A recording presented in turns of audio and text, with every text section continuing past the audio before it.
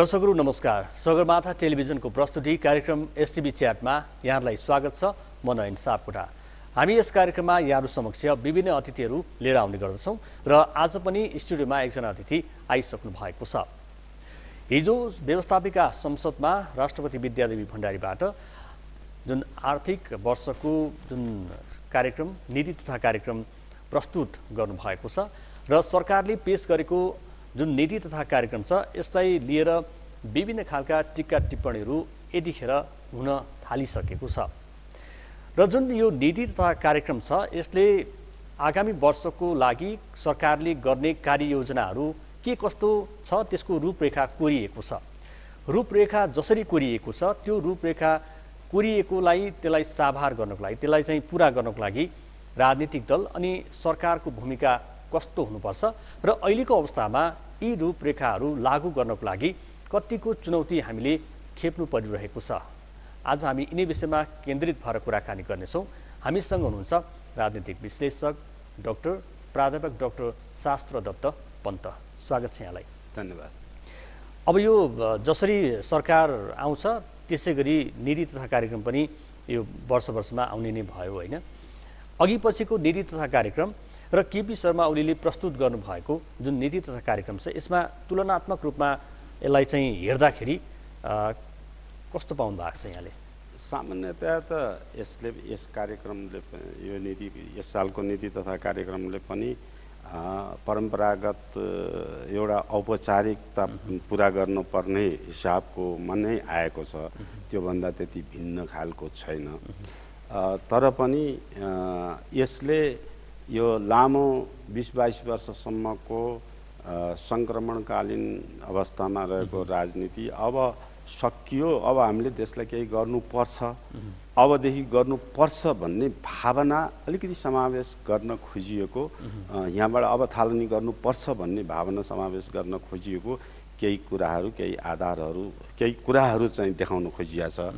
तर त्यो कुरा गराउनलाई स्पष्ट आधार के हो र कसरी गर्नुपर्छ भन्ने कुरा चाहिँ यसमा समावेश भएको मैले पाइनँ। भनेपछि यो चाहिँ एउटा एक खण्डमा चाहिँ हामीले जुन राजनीतिक एउटा यात्रा छ त्यो यात्रा चाहिँ एउटा ठाउँमा गएर विश्राम लिएको छ र लिन खोजेको छ, लिएको छैन, लिन खोजेको छ।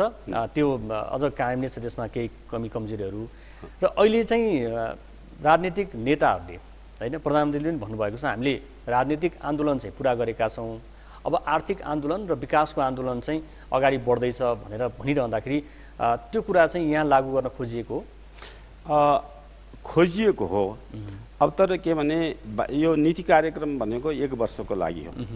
त यसमा अस्पष्ट हुने खालको 1 वर्षीय कार्यक्रमका कुरा पनि छन्, 2 वर्षीय कार्यक्रमका कुरा पनि छन्, 5 वर्षीय कार्यक्रमका कुरा पनि छन्, 10 वर्षीय कार्यक्रमका कुरा पनि छन्, 40-50 वर्षीय कार्यक्रमका कुरा पनि छन् यसमा।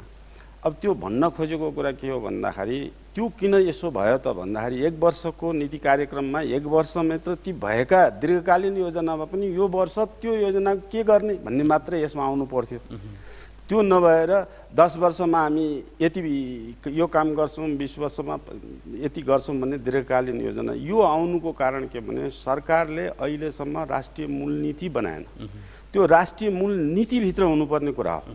राष्ट्रिय मूलनीतिको माग धेरै लामो समय दशकौँदेखि भइरहेछ र राष्ट्रिय मूलनीति नबनाएको परिणामस्वरूप यस्तो किसिमको नीति कार्यक्रम, वार्षिक नीति कार्यक्रम आउँछ। भनेपछि यो चाहिँ सरकार परिवर्तन हुने र एउटा आर्थिक वर्षमा चाहिँ उसले एउटा कार्यक्रम प्रस्तुत गर्नु त्यो कुनै तुक अवस्था होइन। जस्तो उदाहरणको लागि भनौँ न, अहिले अब अन्तर्राष्ट्रिय विमानस्थल बनाउन लागिरहेछ। अन्तर्राष्ट्रिय विमानस्थलमा बनाउँदाखेरि कुन विमानस्थल यो वर्षमा कति बजेट त्यो विमानस्थल कति % काम गर्छ भन्ने मात्रै यो नीति कार्यक्रममा आउनुपर्छ नि त।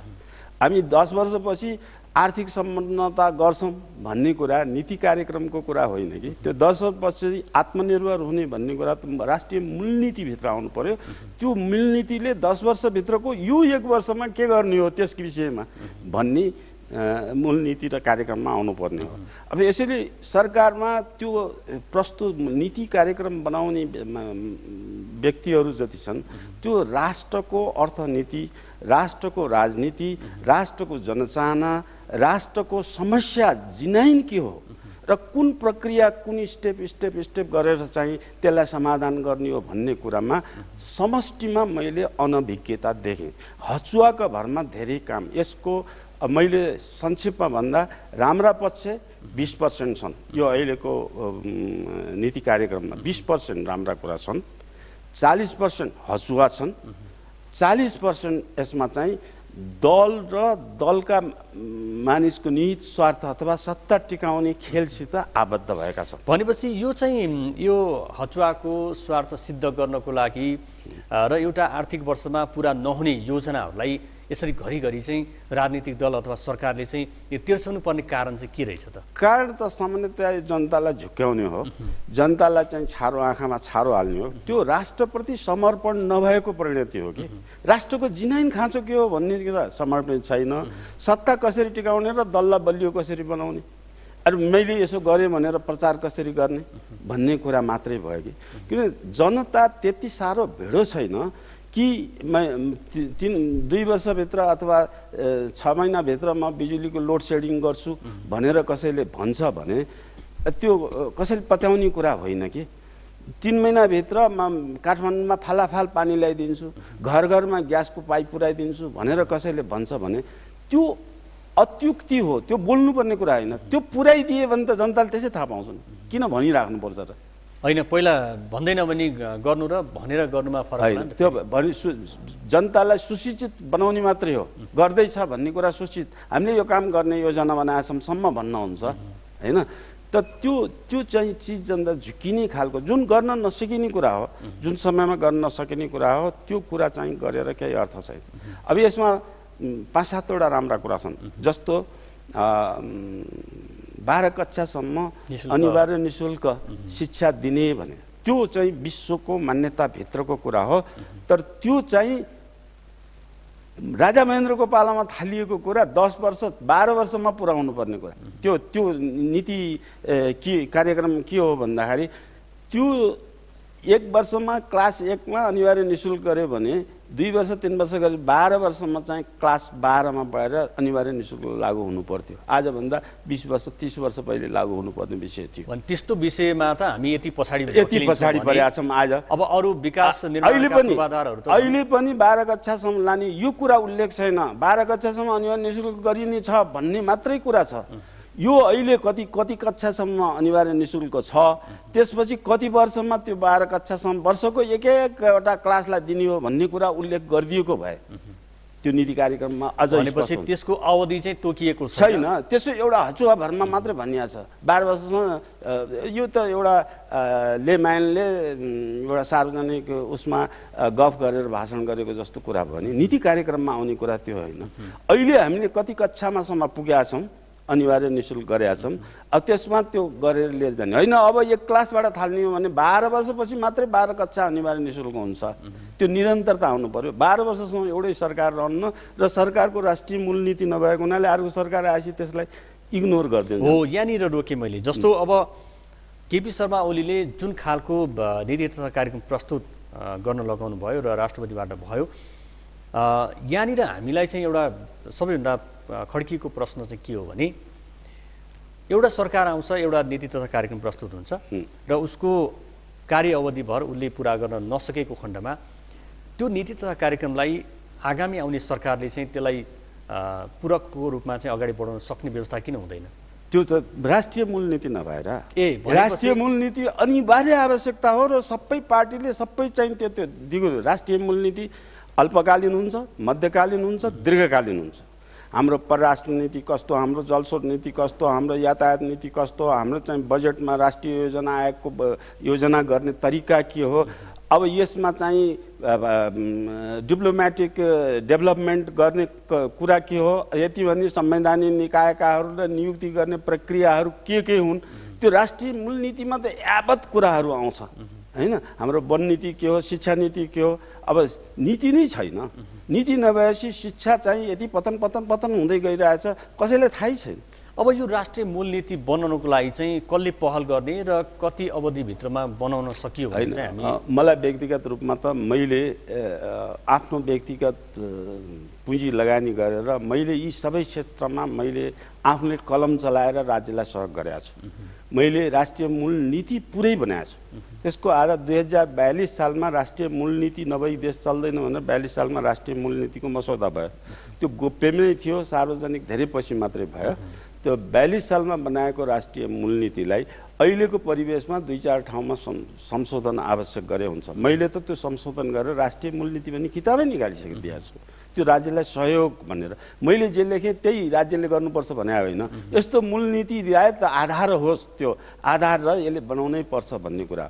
त्यसमा त्यो मूलनीतिमा चाहिँ हाम्रो यातायात नीति कस्तो हुन्छ, हाम्रो वन नीति कस्तो हुन्छ, हाम्रो पर्यटन नीति कस्तो हुन्छ, हाम्रो हरेक सेक्टरको हाम्रो देशको आवश्यकताको त्यो नीतिलाई वार्षिक हुन्छ, त्यो 5 वर्षीय हुन्छ, त्रैवर्षीय हुन्छ, त्यो 20 वर्षीय हुन्छ, 50 वर्षीय हुन्छ र कुनै धेरै यस्ता नीति हुन्छन् जो कहिल्यै पनि परिवर्तन हुँदैन, यथावत सधैँभरि रहिरहन्छ।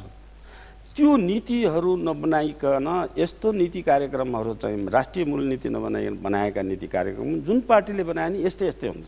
पार्टीगत हुन्छ, पार्टीको स्वार्थको निमित्त हुन्छ अथवा कसैको पपुलारिटीको निमित्त पपुलिस्टिक बनाउनलाई जान्छन्। अब त्यो चाहिँ राष्ट्रप्रति, मैले समष्टिमा भन्नुपर्दा यो नीति कार्यक्रम राष्ट्रप्रति समर्पित छैन। एउटा सरकारले नीति तथा कार्यक्रम प्रस्तुत गर्छ, त्यो उसको लागि मात्र नभइकन त्यो दूरगामी असर पार्ने र त्यसले चाहिँ पछिल्लो पुस्तालाई समेत हुने गरेर अर्को सरकारले पनि त्यसलाई चाहिँ निरन्तरता दिनैपर्छ। दिनको लागि चाहिँ मूल नीति चाहिँ हामीले निर्माण गर्नुपर्ने खाँचो यतिखेर देखिएको छ भने त्यही कारणले गर्दाखेरि चाहिँ हाम्रो आर्थिक समृद्धि चाहिँ हामीले गर्न नसकेको, आर्थिक समृद्धि गर्न नसक्ने धेरै फ्याक्टर छन्। हेर्नुहोस्, हाम्रो अर्थनीति बिग्रेको कारण नै राष्ट्रिय मूलनीति नभएको र त्यसलाई कार्यान्वयन गर्ने प्रक्रिया नभएको। जस्तो अब बजेटलाई सलिड एक ठाउँमा लगाएर एउटा हामीले 4000-5000 मेगावाटको बिजुली उत्पादन गर्न सक्ने बजेट हामीभित्र छ। तर त्यो राष्ट्रिय मूलनीति र प्रक्रिया नभएको हुनाले त्यो बजेट कनिका छरे जस्तो सर्छ। अनि त्यो सबै ठाउँमा चाहिँ अब नेपालमा जलस्रोतको यो सिँचाइकोतिर हेर्नुभयो भने, सडक निर्माणकोतिर हेर्नुभयो भने, शिक्षा क्षेत्रकैतिर हेर्नुभयो भने, स्वास्थ्य क्षेत्रको हेर्नुभयो भने यति धेरै बजेट छरिएको छ जुन बजेटले अहिले गरेको कामको म प्रमाणित गरेर मैले पब्लिसै गरिदिएको छु। यति धेरै चाहिँ काम गर्न सकिन्छ। अहिले जे भएछ त्यसको 3 टाइम्स माथि गर्न सकिन्छ। त्यसमा पनि विकासको बजेटमा अर्को समस्या के हो नेपालको भन्दाखेरि 40% त नयाँ योजनामा पनि करप्सनमा जान्छ, 40% सधैँ करप्सनमा जान्छ मिनिमम। पुरानो हो भने त अप टु 80-85% सम्म जान्छ मर्मत समारको कुराहरू आयो भने। अब त्यसमाथि त्यो कमजोर हुन्छ, उत्पादन त्यो बनाएको चिज कमजोर नक्कली हुन्छ अनि डिले हुन्छ। अब त्यो डिले हुँदै हुँदै हुँदै ढिलो हुँदै गएर त्यो 2 वर्षमा सकिने 5 वर्ष लाग्छ, 5 वर्षमा सकिने इभन 25 वर्ष लागेका योजनाहरू पनि छन्। अनि त्यो लाउँदाखेरि लागत योजना कुनै क्षेत्रको पनि लागत हेर्न डबल ट्रिपल भएर चाहिँ लागत जान्छ। त्यसको उत्पादन मूल्य बढी भइसकेपछि ग्राहक आखिर अल्टिमेटली उपभोक्ताहरू नेपाली जनता महँगीको मारमा पर्छन्। जस्तो ऊर्जाको कुरामा यो सरकारले चाहिँ 10 वर्षभित्रमा जुन 10,000 मेगावाट भनेको छ, हामीले चाहिँ 100 वर्षमा को अवधिमा हामीले कति निर्माण गर्यौँ त्यो अहिले लोड सेडिङबाटै हामीले पत्ता लगाइरहेका छौँ। यो अहिले चाहिँ त्यो बनाउनै सक्ने क्षमता देखेर त्यसो भनिएको हो कि होइन? यो अहिलेको जुन प्रक्रिया छ हरेक सेक्टरको छ, तर अहिले जलस्रोतको यहाँको प्रश्न भएको हुनाले जलस्रोतमा मैले चाहिँ भन्नुपर्दा यो जलस्रोतको नीति कार्यक्रमहरू जम्मै विदेशी डोनरहरूले गाइडेड गरेको, विदेशी लगानीकर्ताले आफ्नो निहित स्वार्थ राखेको र त्यसमा कमिसनको खेलमा नेपालका सत्तामा बसेका जुनसुकै पार्टीका नेता पनि कमिसनको खेलमा लागेको हुनाले नभएको। यो जलस्रोत 42,000 मेगावाट जलस्रोत नेपालमा चाहिँ नेपाली पुँजीले उत्पादन गर्न सक्छ।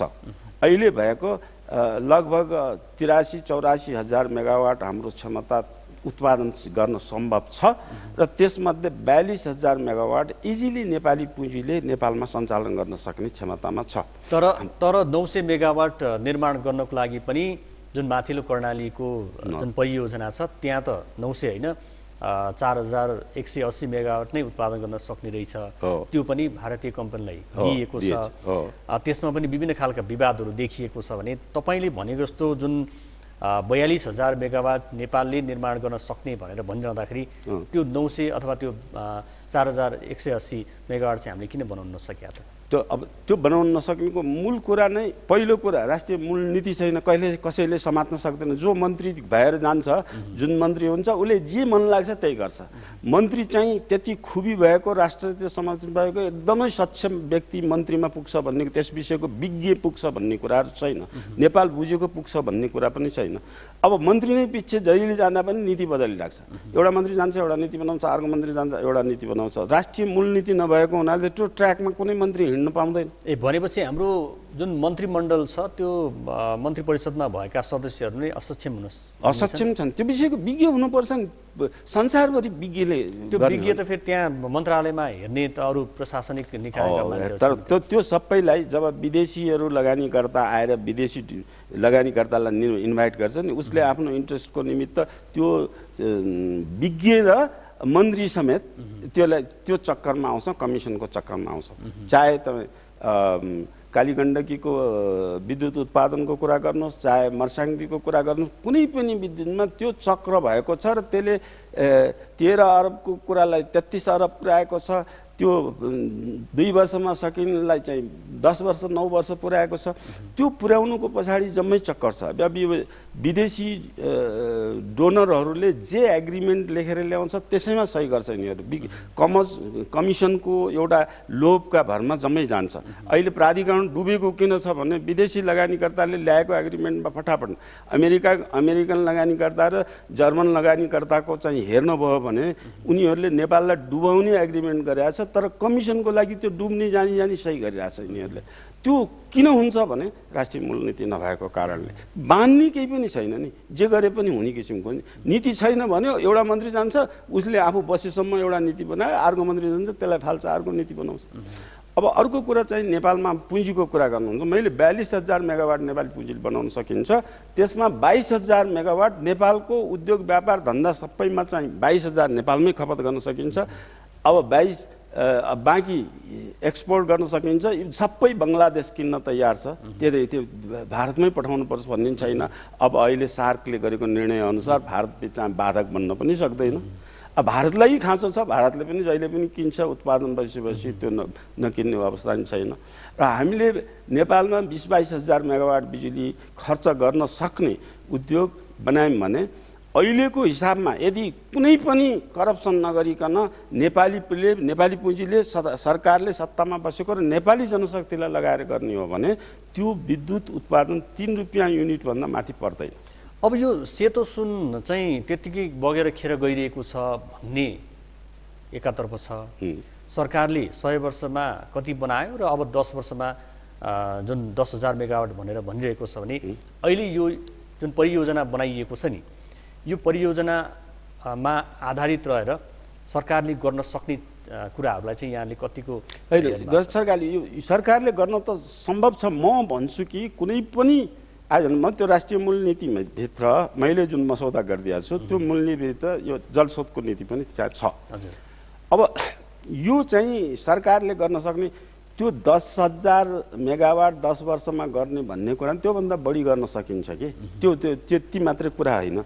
तर के भने हामीले उत्पादन गर्ने सस्तो कसरी बनाउने, यो अहिलेको भइरहेको विदेशीको चलखेलको आधारमा हुने, विदेशी चलखेलमा सञ्चालन हुने सरकारको मा बस्नेहरू विदेशी चलखेलबाट सञ्चालन भएसम्म यो सुधार्न सम्भवै छैन। चाहे मेलम्ची खानेपानीको कुरा गर्नुहोस्, चाहे यहाँ चाहिँ फास्ट ट्र्याक यहाँ मधेस जोड्ने चाहिँ राष्ट्रिय महत्त्वको राजमार्गको कुरा गर्नुहोस्, त्यो चाहिँ राज्यले देशमा समर्पित भएर अब त्यहाँ कमिसनको खेल छ। अहिले यो कुरा उल्लेखै आएन यो चाहिँ यहाँ काठमाडौँबाट मधेस जोड्ने फास्ट ट्र्याक बनिसकेको त्यसमा चाहिँ दिने कुरा त्यो राज्यले नेपाली पुँजीले गर्न सक्छ, नेपालले कमाउन सक्छ, अथवा कम्पनी खोलेर 51% भन्दा बढ्ता सरकारले लगानी गरेर प्राइभेट निजी सेक्टरको लगानी गरेर बनाउन फटाफट गर्न सकिन्छ। तर त्यो सबैमा विदेशी ल्याउने किन भन्दाखेरि त्यो विदेशी नहुने अवस्थामा त वर्ल्ड ब्याङ्क छ, एडिबी छ, हामीले संसारमा दिने अरू विदेश चाहियो भने त राज्यमा लोन लिन सक्ने पर्याप्त मात्रामा छ नि, किन विदेशी लगानीकर्ता किन चाहिन्छ? अब यहाँनिर मैले तपाईँलाई यहाँ रोकेँ, नेपाल जुन यस्तो राष्ट्र हो यहाँ सम्भावनाका प्रचुर यो स्रोतका प्रचुर सम्भावना भएर पनि हामी प्रत्येक वर्ष पछाडि धकिलिरहेका छौँ। यसको मूल कारण भनेको राजनीतिक सङ्क्रमण त छँदै नै छ। त्यो त भयो नै। यसको मूल कारण के भने त्यो सृजनशीलता, देशको खाँचो के हो र कसरी गर्ने भन्ने सृजनशीलता राजनीतिमा कर्मीहरूमा त्यो सृजनशीलता छँदै छैन, शून्य छ भन्छु म। अनि त्यस्तो मान्छे पुर्याउनु पर्छ भन्ने कुरा राजनीति पार्टीभित्रको चिन्तनै छैन। त्यस्तो मान्छे हामीले विभिन्न कालखण्डमा विभिन्न परिवर्तनहरूलाई पार गर्दा अहिले एउटा जुन संविधान जारी भएको छ, संविधानलाई यसरी चाहिँ देखाइयो कि संविधान जारी भइसके पछाडि देश कायापलट हुन्छ, नयाँ नेपाल आफै बन्छ भन्ने जुन खालका धारणाहरू सार्वजनिक भए र अहिले संविधान जारी भइरहँदाखेरि पनि त्यो संविधान जारी मात्रै भएको छ, त्यसलाई कतिले अँगालेका छन्, कतिले त्यसलाई अँगाल्न सकिरहेका छैनन् भने अब हामीले यी कुराहरूलाई अगाडि तिर्स्याउँदैमा राजनीतिक रङ चाहिँ सङ्लो नभइकन यी कुराहरू तिर्स्याउँदैमा हामीले जुन त्यो एउटा क्षतिजको जुन चित्र छ, यही बजेटमा पनि अहिले क्षेत्रीय यो सङ्घीयताको प्रान्तको बारेमा अब यो छोरो नपाउँदै कन्दनी बाट्ने भन्छ नि, भनेपछि प्रदेश निर्माणै भएको छैन। प्रदेशकोमा चाहिँ हरेक प्रदेशमा एउटा मेडिकल कलेज हुन्छ, हरेक प्रदेशमा एउटा रङ्गशाला हुन्छ, हरेक प्रदेशमा चाहिँ यो हुन्छ भनेर चाहिँ जुन राखिएको छ त्यो कम्प्लिटली पपुलिस्ट, संविधान बनेकै छैन, प्रदेश संविधान कम्प्लिट भएकै छैन।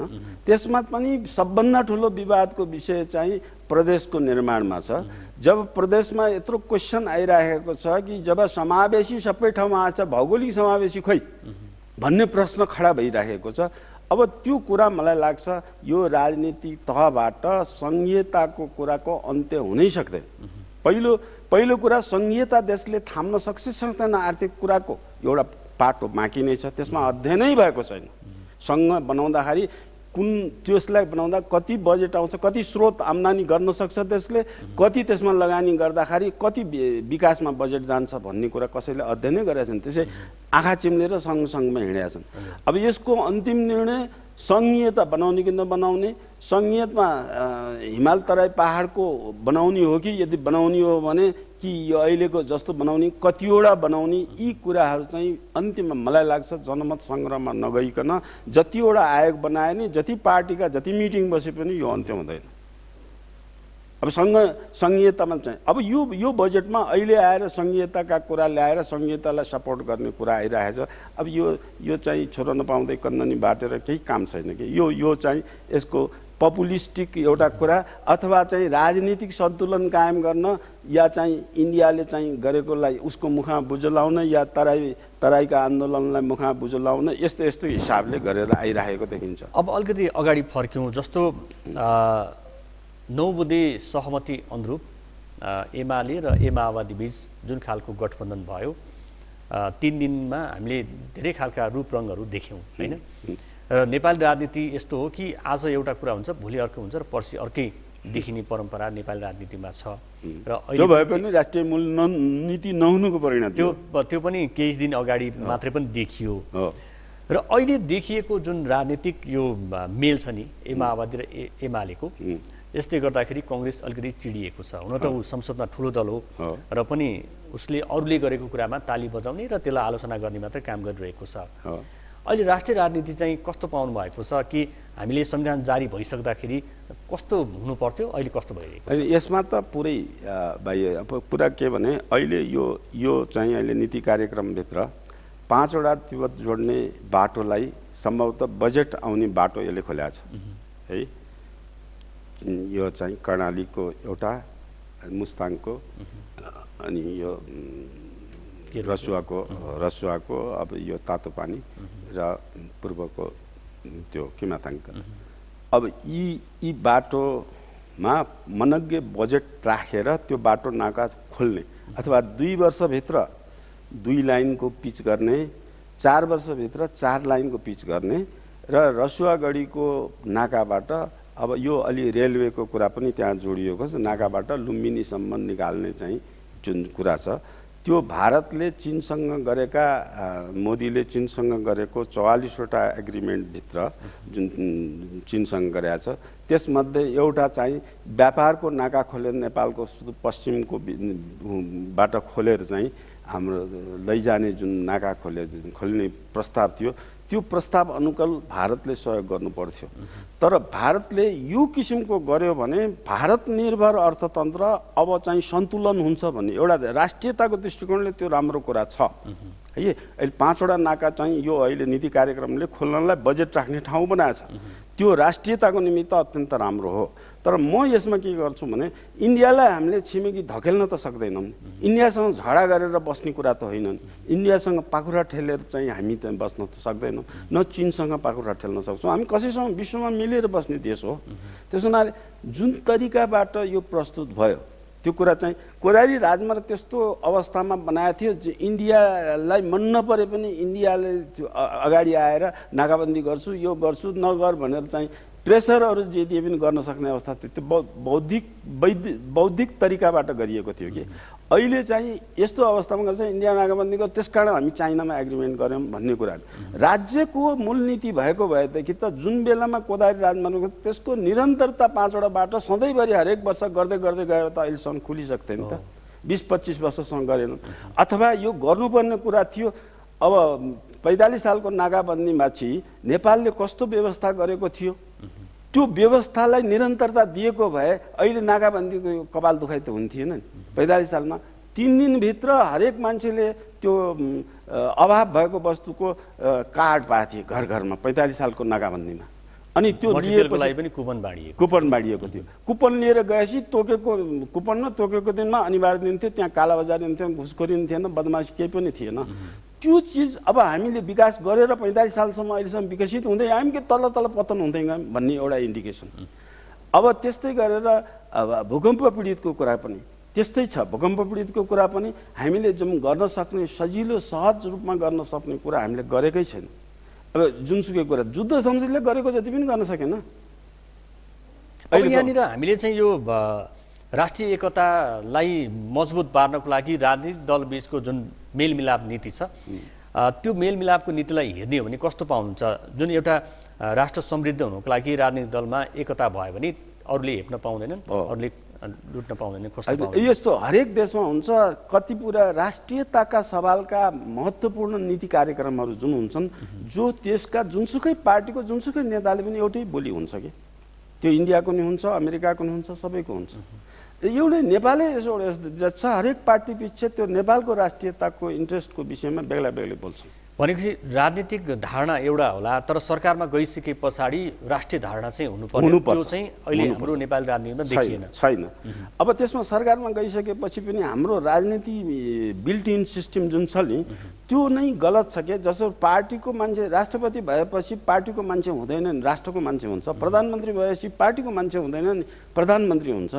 अब प्रधानमन्त्री भएपछि पार्टीको अध्यक्ष हुने भन्ने कुरा राख्ने कि नराख्ने भन्ने कुरा इस्यु छ, किनभने पार्टीले त्यसलाई कन्ट्रोल गर्छ नि त अध्यक्ष भएपछि त। अब त्यो पार्टी बाहिर गएर स्वतन्त्र ऊ त प्रधानमन्त्री एउटा पार्टीको मान्छेको त होइन नि त, मन्त्री कुनै पनि एउटा पार्टीको त हुँदैन नि, सांसद एउटा निर्वाचन क्षेत्रको हुनसक्छ। भनेपछि हामी कहाँ भएको जुन एउटा पद्धति छ त्यो पद्धति चाहिँ अलिकति सुधार्न एउटा प्रधानमन्त्री हुन्छ। त्यो प्रधानमन्त्री भनेको एउटा राष्ट्रको सिङ्गो राष्ट्रको व्यक्ति हो, प्रधानमन्त्री हो, ऊ पार्टीको प्रधानमन्त्री हुन सक्दैन। होइन, इभन राष्ट्रपति भएकोलाई पनि राष्ट्रपति पनि पार्टीमै फर्केर जाने भएपछि त्यो पार्टीको मनोदशाबाट त उम्केको त हुँदैन। प्रधानमन्त्री पार्टीको मनोदशाबाट उम्केको हुँदैन। जब उम्केको हुँदैन त्यहाँ पक्षपात आइहाल्छ। पार्टीका कार्यकर्ताले पद खोज्छन्, ठेक्कापट्टा खोज्छन्, यो गर्छन् ऊ गर्छन्। म देशको सभा निष्पक्ष भएर देशका सबै मान्छेलाई समान न्याय दिनुपर्छ भन्ने धारणा बन्नै सक्दैन। अनि अतिसम्म कि त्यो भइसकेपछि फर्केर गएर पदावधि सकेर फेरि पार्टीकै मेम्बर हुन्छ। अब त्यो चाहिँ राजनीतिले हामीले माहौल बनाइसकेका छैनौँ। जुन राष्ट्रमा एउटा समान रूपले हुनुपर्ने हो त्यो कुरा भइरहेको छैन कि पक्षपात हुने वातावरण राजनीति माहौलभित्रै छ। त्यसलाई पनि सुधार गर्नु पर्यो। निर्वाचन पद्धतिलाई सुधार गरेर हुन्छ कि आन्तरिक अनुशासन आचरण सुधार गर्ने थुप्रै कुरा। अब जस्तो अहिले चाहिँ आएको यी यस्तै सबै थुप्रै कुरा छन् त्यो आएर दिगो रूपमा आउन नसक्ने। जस्तो अहिले चाहिँ यो बजेट नीति कार्यक्रममा राम्रो अर्को कुरा के छ भने बन्दलाई सदाको लागि बन्द गर्ने कानुन ल्याउँछु भने त्यो पनि त्यसमा पनि यदि बन्द गर्नेले यदि गरियो भने त्यसलाई क्षतिपूर्ति भराउने भनेर भनिएको छ। त्यो चाहिँ देखाउने कुरा मात्र हो कि साँच्चै त्यस्तो हुन्छ? किनभने हामीले लिखित रूपमा सही छाप गरेका डकुमेन्टहरूलाई पनि लत्याइएको कुरा त हामीले संविधान समेत लत्याइएको छ। त्यो भनेपछि अब त्यो कुरालाई पत्याउने आधार चाहिँ हामीले कसरी पत्याउने आधार त अब यो अहिलेको अवस्थामा राजनीतिले कुनै पार्टीको कुनै नेता सत्तामा गए पनि पत्याउने आधार मैले देखाएको छैन। पत्याउने आधार किनभने जुन बेला एउटै मान्छेले एकै दिन तीनटा बेग्ला बेग्लै कन्ट्राडिक्ट कुरा गरेर भाषण गरेकै भेटिन्छन् भने यो राष्ट्रिय उसको कुरा मात्र छैन। यो किन हुन्छ भन्दाखेरि दुईटा जहिले पनि बाह्य शक्तिको या चाहिँ बाह्य शक्तिबाट परिचालित हुने कुराबाट आउँछ। अघि यहाँले उठाउनु भयो कि अब यो एकाएक हिजो चाहिँ एउटा सङ्गठनभित्र भएको थियो, कङ्ग्रेसभित्र मिलाएको थियो, आज एमएलएभित्र, अब यो जम्मै बाहिर चलखेल हो। अब इन्डियाले अहिले स्पष्ट म यता भन्छु इन्डियाले यो चीनतिरको नाका बनाउने बजेट नआओस् भनेर चाहन्छ। त्यो नआउनेको लागि यो चाहिँ केपी ओलीको सरकार गिराउन खोजेको इन्डियाले। त्यो गिराउने षड्यन्त्रमा इन्डिया लायो। अब त्यो षड्यन्त्रमा लाएपछि अब यहाँ सम्भवतः उत्तर त्यसको काउन्टर गर्छ। भनेपछि हामी जुन दुई देशको बिचमा बसेको राष्ट्र नेपाल उत्तर र दक्षिणबाट जुन खालका गतिविधि हुने गर्छन् त्यो गतिविधि अन्तर्गत हामी परिचालित छौँ र त्यसो हुनु हुँदैन थियो, त्यो भइरहेको छ राष्ट्रिय सहमति। अब अहिले दक्षिणले एउटा चाहेको थियो, उत्तरले अर्कै पासा पल्टाएको छ भने त्यसको असर चाहिँ अब नेपाली राजनीतिमा कस्तो पर्ने देख्नुहुन्छ तपाईँ? यसको अस्थिर बनाउँछ, नेपाली राजनीतिमा अस्थिर बनाउँछ। अनि यो नेताहरूको मन अस्थिर हुन्छ, के गर्ने र कसो गर्ने भन्ने तिनी कन्फ्युज हुन्छन्, अल द टाइम कन्फ्युज हुन्छन्। अनि देशको खाँचो परिपूर्ति हुँदैन, जहिले पनि ढिलो ढिलो ढिलो हुन्छ, जे थाले पनि असफल हुन्छ, जे थाले पनि यताउति जान्छ। भेस्टेड इन्ट्रेस्ट त्यति मात्र होइन, दुईटा देशको मात्रै होइन, यहाँ लगानी गर्दा विदेशी र डोनर एजेन्सी नेपालमा जति छन् तिनको पनि भेस्टेड इन्ट्रेस्ट छ, तिनले पनि बिगार्छन्। अब यी तीनटाबाट उम्केर राष्ट्रिय मूलनीति बनाएर मूलनीतिलाई चरप अँगालो हालेर कुनै पार्टीले गर्यो भने जो सत्तामा गयो नि गर्ने काम यो हो। कमसेकम एउटा काम गरिसकेपछि भनौँ न, एउटा अब नेपालमा एयरपोर्ट बनाउने कुरालाई एउटाले बनाएको नेपालको इतिहासमै चाहिँ हेर्नु, एउटाले बनाएर थालेछ, लगानी गरेछ, कैयौँ करोड लगानी गरेछ, अर्काले बन्द गर्छ, 10 वर्षसम्म त्यो त्यसै स्ट्यान्ड स्टिल राखिदिन्छ। त्यस्तै सडक त्यस्तै छन्, त्यस्तै खानेपानी त्यस्तै ढल निकास बिजुलीका कुरा त्यस्तै छन्। यो ठुल्ठुला आयोजनाहरू सबै त्यसै भएर गएछन्। आयोजना थालेपछि यति सीमा। यसमा चाहिँ एउटा ठुलो ल्याकुना अहिले आएको कुनै पनि पार्टीको, मैले 10औं वर्षदेखि ठुलो चाहिँ अभाव के देखिन्छ भने त्यसको मोनिटरिङ सिस्टम के हो, सुपरभिजन सिस्टम के हो, फलोअप सिस्टम के हो, त्यसको अनुगमन गर्ने इकाइ नै छैन। हरेक मन्त्रालयमा हुने हो कि एउटा छुट्टै डिपार्टमेन्ट बनाएर त्यो डिपार्टमेन्टले 1 वर्षभित्र गर्नुपर्ने काम कुन आयोजनाले बजेट खर्च गर्न सक्दैन। 80%, 20%, 15% बजेट खर्च गरेर विकास कसरी हुन्छ? बजेट खर्च गर्न सक्दैन। अख्तियारलाई चाहिँ यसो उसले बाहिर चाहिँ यसरी चाहिँ हेरेर बसिरहेछ। सबै भइराखेका मान्छेहरूले त्यो चाहिँ खराबी कहाँ गर्छ, खराबीको पछाडि लिएर गर्छ। सामान्य कुरा एउटा भन्नुहोस् न, यहाँ चाहिँ ओरिएन्टल भन्ने एउटा कोअपरेटिभले हजुरको 18-20 अरब रुपियाँ जनताको चाहिँ फजुल खाएर हिँडिरहेछ। त्यो कानुन अन्तर्गत बनेको संस्था हो। त्यो कानुन अन्तर्गत बनेको संस्थाले यति बदमासी गर्दा उसलाई राज्यले थुन्दैन, जेल पनि हाल्दैन, कारबाही गर्दैन, जनताको डिपोजिट भएको त्यो डुबेको पैसा फिर्ता पनि गर्दैन। त्यहाँको सञ्चालकलाई त पक्रिएको छ, अनि पक्रिएको छैन, छोडेको छ। अब त्यो चाहिँ त्यसको पछाडि के रहस्य रहेछ मैले बुझेँ कि त्यसको पछाडि के रहस्य रहेछ भने जसले समात्नुपर्ने हो त्यसलाई चाहिँ त्यसले वर्षको 1-2 अरब रुपियाँ नै ब्याज पाउँछ त्यसले, त्यो लिएको पैसाबाट उसको वृद्धि भइरहेछ, त्यसले 2-4 करोड फालिदिँदाखेरि केही आपत भएछ। अब यत्रो वर्षसम्म झुडिनु, त्यो 1 महिना 2 महिना 3 महिनामा सकिनु कुरा भने राज्य कति कमजोर छ भन्ने कुरा देखाउन मात्रै खोजेँ कि मैले। अब यस्ता कुरा चाहिँ जति पनि, अब यो राज्य कमजोर हुनुमा त राजनीतिक दलकै अब एउटा चाहिँ अदूरदर्शिता पनि हुन सक्ला। हामीमा अदूरदर्शिता नि भेस्टेड इन्ट्रेस्ट पनि छ, अदूरदर्शिता पनि भेस्टेड इन्ट्रेस्ट छ। मैले यसलाई बार के भन्ने गर्छु भने राष्ट्रप्रति समर्पित नहुने भावना, राष्ट्रिय स्वार्थलाई प्राथमिकता नदिने भावना। अब यो सत्ता स्वार्थको राजनीति जबसम्म चलिरहन्छ नेपालमा यस्तो खालको गतिविधि चाहिँ कहिले पनि रोकिँदैन भन्नेहरू पनि छन्। अब यसलाई चाहिँ रोक्नको लागि सत्ता मात्रै होइन, अब राष्ट्र हो भन्ने बनाउनलाई चाहिँ अब के गर्नुपर्छ त? उसो अब यसमा पहिले राजनीतिका आधारभूत वस्तु, जस्तो नेपाली काङ्ग्रेसले प्रजातन्त्रको नारा लिएर अहिलेसम्म बसिरहेको छ 7 सालदेखि, तर काङ्ग्रेसभित्र र काङ्ग्रेसले गरेका काममा प्रजातान्त्रिक छँदै छैन। प्रजातन्त्र के हो त्यो बुझ्नु पर्यो नि। साम्यवादी दल यति आएछ, यहाँ 66% साम्यवादी छन् नेपालमा समर्थकमा, टोटल पपुलेसन भोटरको 66% साम्यवादी छन्। तर त्यो अनुरूप चाहिँ हुन सकेको छैन। त्यो साम्यवादीको कुरा साम्यवाद बुझाएको छैन।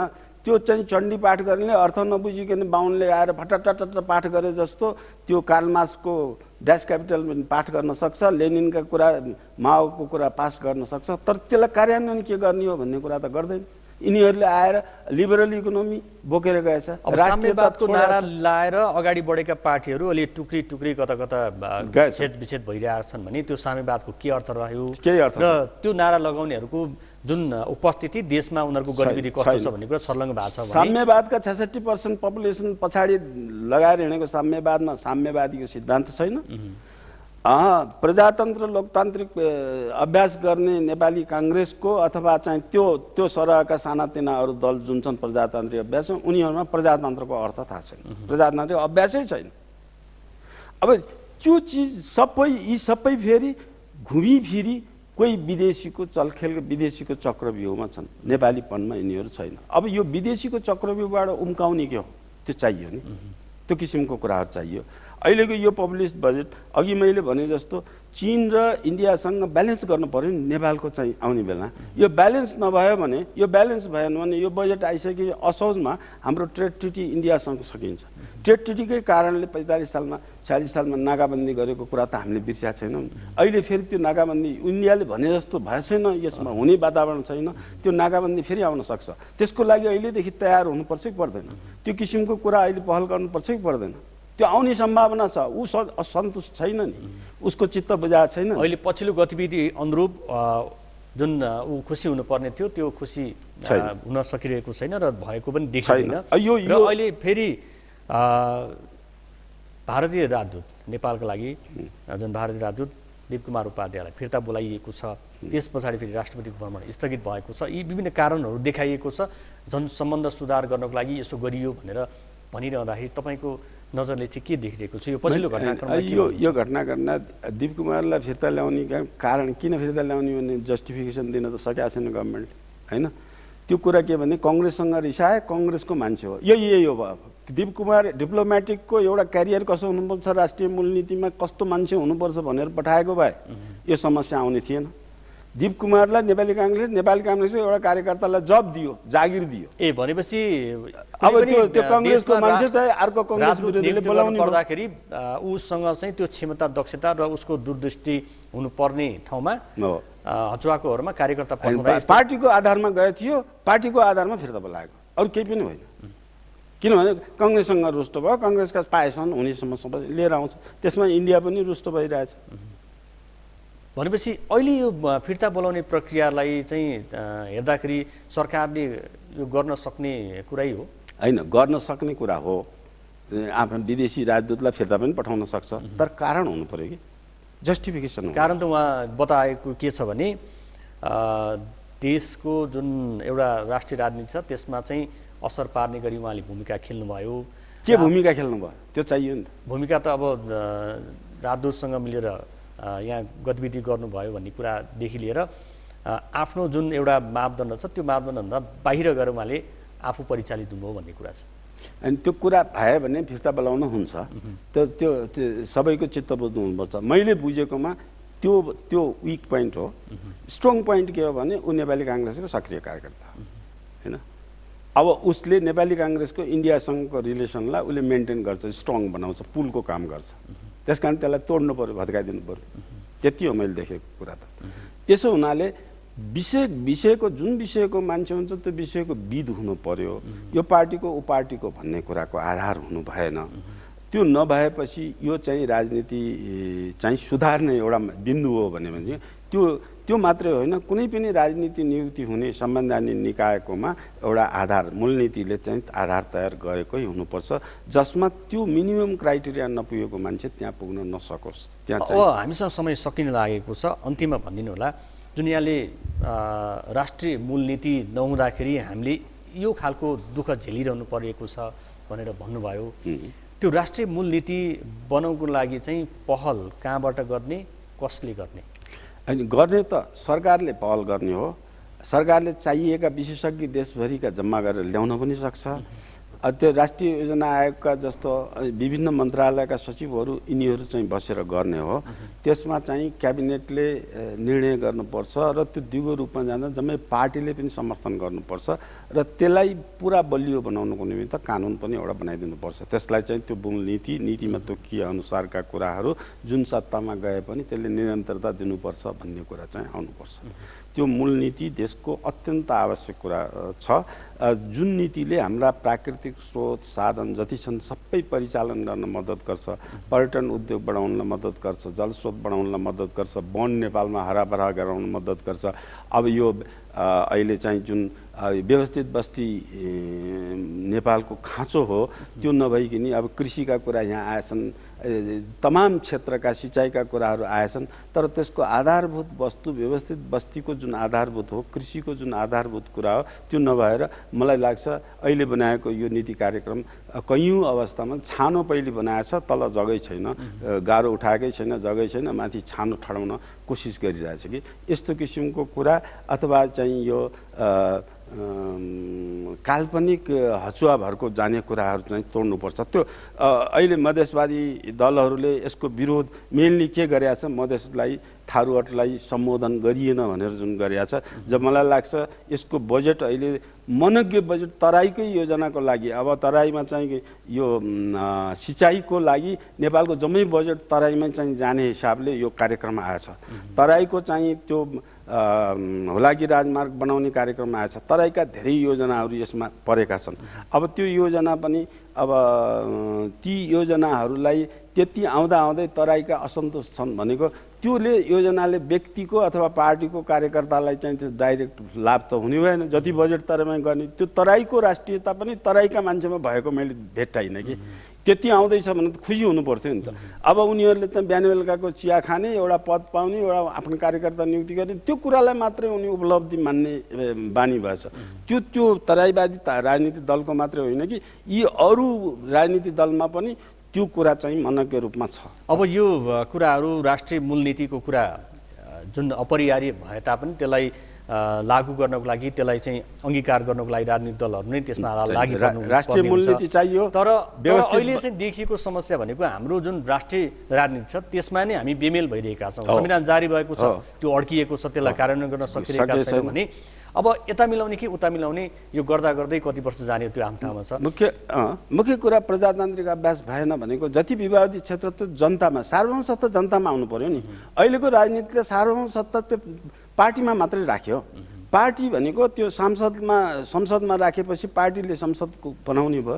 सार्वभौम सत्ता कहाँ छ भन्दा त्यो सत्तामा बसेका पार्टीमा मात्रै सार्वभौम सत्ता छ। त्यो प्रजातान्त्रिक अभ्यास होइन। यसलाई नेपाली काङ्ग्रेस जस्ता दलले, राप्रपा जस्ता दलले यसलाई मान्नु हुने कुरा होइन। सार्वभौम सत्ता त जनतामा ल्याउनु पर्यो कि भोटरमा ल्याउनु पर्यो, अनि बल्ल जनतामा भएको सार्वभौम सत्ता हुन्छ। यत्रा संवैधानिक विवाद, यत्रा कुरा छन्, त्यही पार्टीका 3-4 जनाले मात्रै मिलाउने कुरा हो र विवादित कमसेकम मिल्ने कुरा त मिलाएन। विवादित कुरा त जनमतमा जानु पर्यो। अनि पार्टीलाई जनताले भोटबाट कन्ट्रोल गर्ने मेकानिजम खै? भनेपछि समस्या धेरै छन्, त्यसलाई हामीले निराकरण गर्नको लागि एउटा एकता खाँचो छ। हामीसँग समय सकिएको छ। विचार राख्नु यहाँलाई धन्यवाद छ। धन्यवाद यहाँलाई पनि विचार राख्नु दिनुभएकोमा। दर्शकहरू, उहाँ हुन्थ्यो प्राध्यापक डाक्टर शास्त्र दत्त पन्त। उहाँसँग गरिएको कुराकानीको क्रम यति नै। सगरमाथा टेलिभिजन हेर्दै गर्नुहोला। नमस्कार।